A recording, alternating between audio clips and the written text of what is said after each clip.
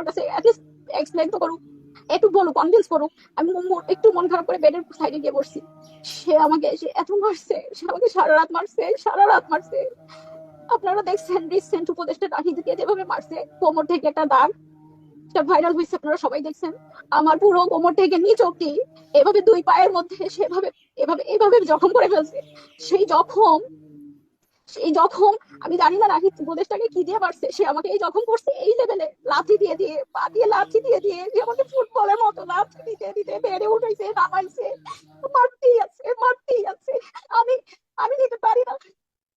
আমি জানতাম ওকে একটা দুটো চড় দেয় মানুষ, স্বামী স্ত্রীর মধ্যে এগুলো হয়, এভাবে মানে আমার জানা ছিল না। আমাকে এভাবে মারতেই আছে।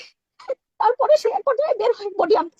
সে প্রতি কথায় বডি আর ছুরি নিত, সে প্রতি কথায় বডি আর ছুরি নিত, সে বডি আনতে। তারপরে আমি ডোর লক করে দিছি, আমি ডোর লক করে দিছি ভয়ে। এবার সে দরজা বাড়ানো শুরু করছে। আমি কাকে ফোন ফোন নিয়ে আমি বেলকনিতে চলে গেছি, বেলকনির ডোর ওদিক থেকে লক করা যায় না। আমি বেলকনিতে গিয়ে ওর আমার মাকে ফোন দিছি যে আম্মা আপনি এখন আসেন, তারা কেউ আসে নাই। সে আসছে সকালে।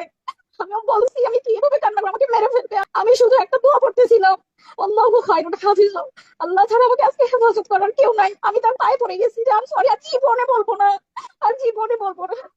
এগুলো আমার অপরাধ, কারণ আমি এরপরেও আবার এরকম কিছু একটা বলে ফেলতাম।